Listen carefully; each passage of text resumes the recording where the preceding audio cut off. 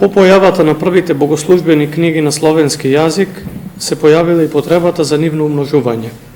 Како што е познато, на почетокот тоа било со препишување. Така настанале познатите средновековни скрипторски центри. Но со појавата на модерната типографија на Јоханес Гутенберг во 15-тиот век во Мајнц, Германија, можностите се отвораат. Бранот на новата технологија при умножувањето на црковните книги ја зафаќа и Македонија преку низините дејци печатари. Најпрвите вакви познати дејци печатари се од 16-тиот и 17-тиот век и тоа се Јаков од Камена Река, Мелетий Македонски, Стефан Охридски и Нектари Пелагониски. Податоците за Јаков од Камена Река се црпат единствено од неговата единствена печатена книга Часослов, отпечатен во Венеција во 1566 година.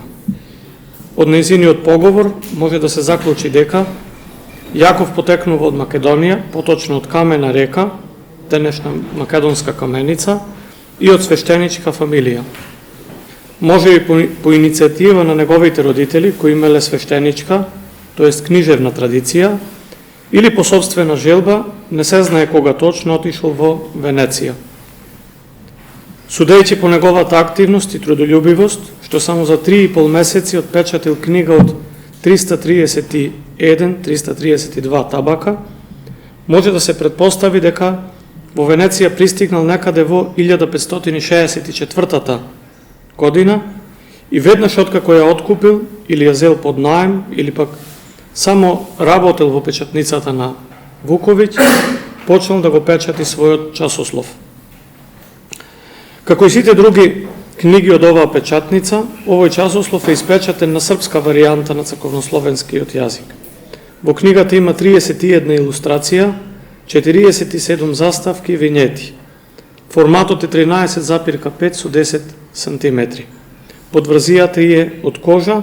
Еден добро сочуван примерок од оваа книга се чува во Народната универзитетска библиотека Свети Климент Охридски во Скопје. Дали Јаков од Камена Река отпечатил и друга книга не се знае. Во 1569 година во истата оваа печатница испечатен псалтир со последование, печатен од Јеролим Загуровиќ од Котор и Јаков од во наводници пределите македонски од местото наречено Софија, Крајков син. Дали истиот Јаков не се знае. Другите тројца печатари од Македонија своите главни улоги ги имаат во романското печатарство во 17-тиот век. Тоа се спомнатите Мелетий Македонски, Стефан Охридски и Нектари Пелагониски. За Мелетий се знае само од преговорите и поговорите што ги оставил во своите печатени книги. Од нив се знае дека бил монах во Зографскиот манастир и посакал да го изучува печатарскиот занает. Поради таа причина престојувал во Русија и во Украина, а потоа својата дејност ја продолжил во Влашко, Романија, каде што печатарството особено се развило за време на владењето на војводата Матеј Бесараб во 17-тиот век.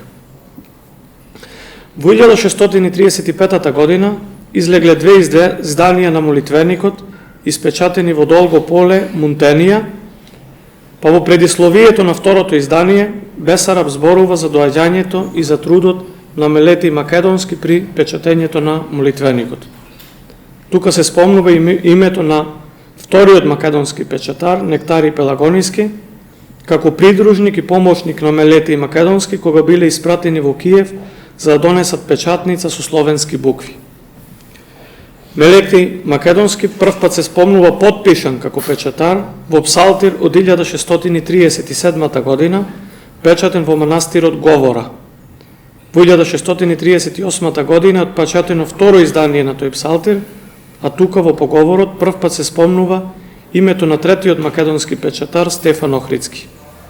Следуваат печатените книги Часослов, Богородичен Параклис на словенски и на романски јазик, но со словенско писмо, второ издание на Часословот, Правила на светите апостоли на романски јазик, но со предговор на Мелетий Македонски на словенски јазик, Поучение за сите дни на романски јазик, Антологион, Сиреч Цветослов или Трифолог на словенски јазик и Неделно евангелие на романски јазик со поговор на словенски јазик.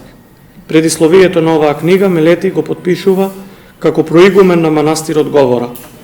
По оваа книга имињата на тројцата македонски печатари веќе не се спомнуваат.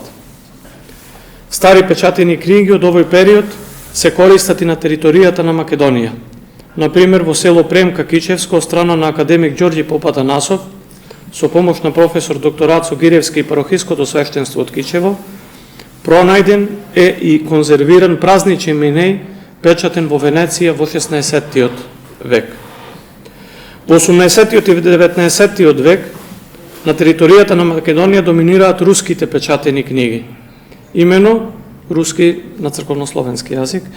Имено во 1619 година излегува првата црковнословенска граматика на Милети Смотрицки, со што е извршена кодификација на црковнословенскиот правопис според руската ортоепија, а по исправката на книгите во времето на патриархот Никон, втора половина на 17-тиот век, црковнословенскиот јазик ја добива денешната форма. Под османлиска власт и администрација, печатарството на Балканот објективно не можело да напредува. Па овие црковнословенски богослужбени книги најчесто доаѓале од Киев, Москва и Петроград. Овие богослужбени црковнословенски книги се најбројни денес во македонските црковни и манастирски библиотеки. Типографијата се покажала како иновативна, но денес постои друг предизвик – електронската богослужбена книга. Например, на руската апликација Православни календар, со 4 клика на екранот се доаѓа до текстот на богослужбата што се бара за било кој ден од годината.